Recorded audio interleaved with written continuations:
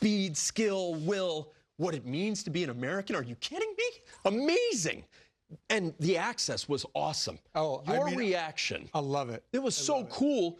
We really got to look inside, and wow, it's clear. The goal is defined, and their path seems very clear to them. Your reaction? Right, and I'm all about the access. I mean, if an ex-NHLer gets this jazzed about being able to peer behind the curtain and watch these guys shape a team, pick a team, shape a team for a tournament like this, I can only imagine how it resonates with the hockey public. But the passion that a Mike Sullivan communicates as he's talking about those elements, speed, skill, will, the conviction, and really, it's almost as though Bill Guerin is hearing that for the first time, because you can see him almost straighten up in his chair. But I love how they frame that. That's frontline part of the discussion. And now everything that comes in the way of selections for this team, for Team USA, has to fit within that mold, right? Speed, skill, will. Just talking about those attributes, and now we'll see, you know, who fleshes out this roster. It's just fun to be able to look at it through that prism tone. And it's so fascinating because Team USA has come a long way. At the World Juniors, you think back to the quote-unquote miracle on ice. The talent this group has, as we look at their forwards, this would not be a miracle if they win the Four Nations Cup, because there is so much talent, even among the first six. I think about Austin Matthews. Holy smokes. He's the best goal scorer, the best shooter in the world right now. That the game has today, without question. And that's a player that, you know, the Team USA would consider a feature nugget as they pull this roster together. But you're exactly right. In a tournament like this in the past, and this is largely why we're having a tournament like this present tense, you know, you look at international play, and it's kind of like you're shading towards Team Canada 75% of the time. If not more.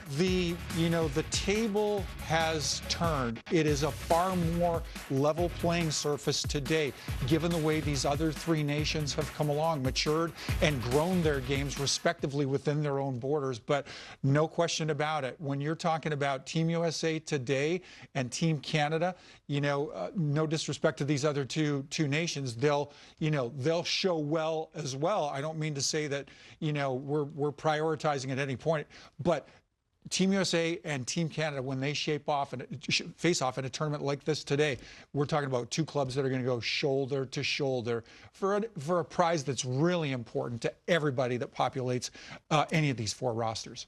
Bo and Luke Duke, amazing. Dukes of Hazzard. The Tkachuk brothers together, even better. Loved that was on the forwards board. Now to the blue line, the back end. Hello.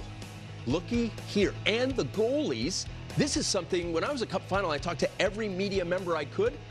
Not one said Canada has the better goalie group. Your reaction? Yeah, the depth of that three-tender bullpen, to me, is just really, really impressive.